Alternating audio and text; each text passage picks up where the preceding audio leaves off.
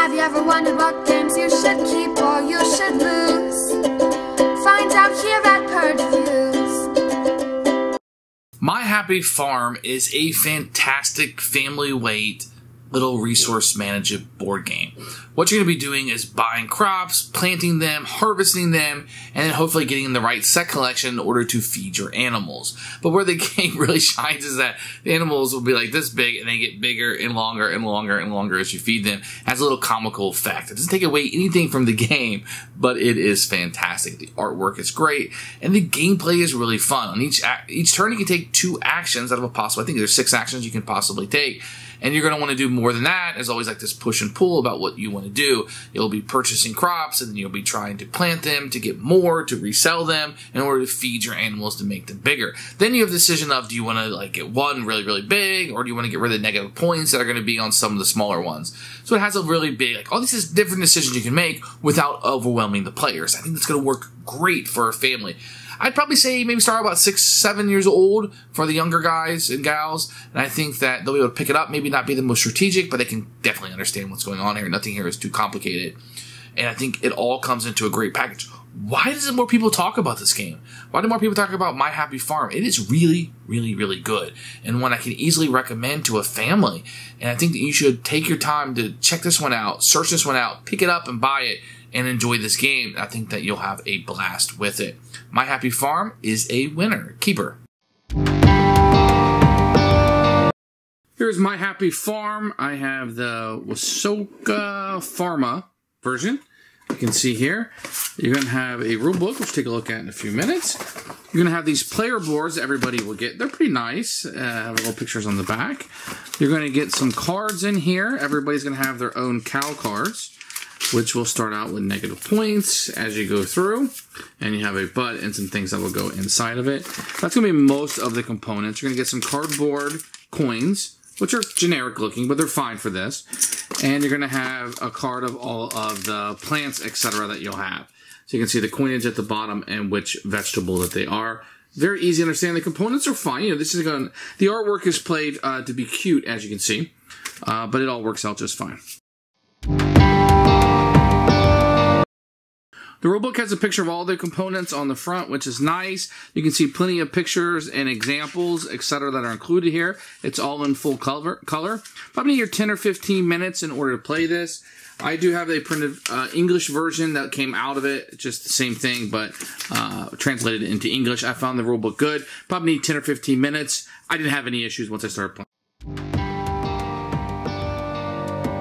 So to set the game, you're going to have your animals and your farm. You'll have 6 cards of these face up, 6 of these. The game will end when this deck runs out, and then you'll score up and see who wins. Everybody will start the game out with 2 coins and 2 seed cards in their hand. So I'm going to speed the game up a little bit. Let's just say you have a couple cards here in your thing. First thing you do on each turn is you're going to age the crops here. And what's important is that certain crops, as you can see here, will be harvested at certain times, and some can and can't, so you want to kind of be weary of that. But every year, or every turn, you're going to age these up. They come off, they're spoiled and kind of done with, so you can't harvest them. So you got to make sure you're harvesting them as they go down. The next part of what you're going to do is you're going to perform actions. You're going to have 6 possible actions that you can do, and you can perform any 2 of them on a turn. The first thing you can do is you can buy 1, 2, 3 seeds. You can buy any of these seeds, 1, 2, 3, and put them in your hand. Each seed is going to cost 1 coin. So if I wanted to buy 3 of them, it would cost me 3 coins. If I wanted to buy 2, it would cost me 2 coins. The second possible thing you could do is you could plant seeds. Planting seeds will come straight from your hand.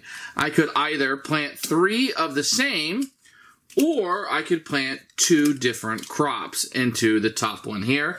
Remember, at the beginning of each turn, they're going to move down. I can plant seeds.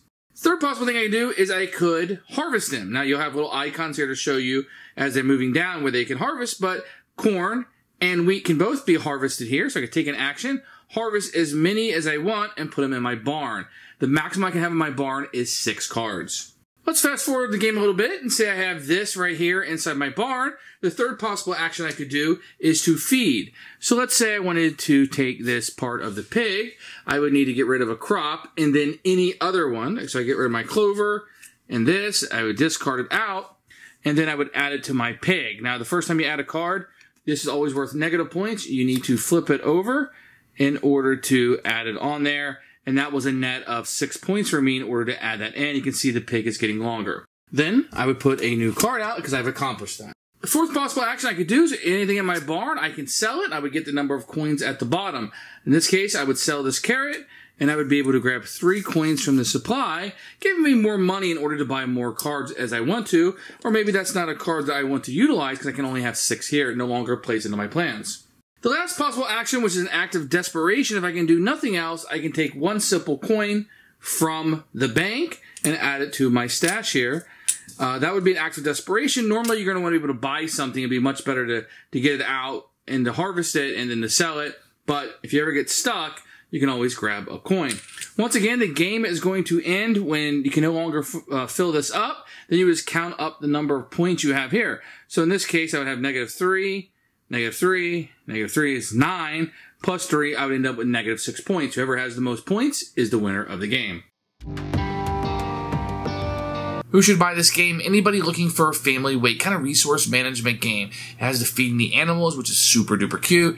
I think that's going to play in. As a light filler, I think it works for adults. I still got that resource management. I think it plays very, very quickly, and people will really enjoy this one. I'm surprised this one didn't get more publicity, and you don't hear about it more because it's a very, very good design and a very fun game. Keeper for us.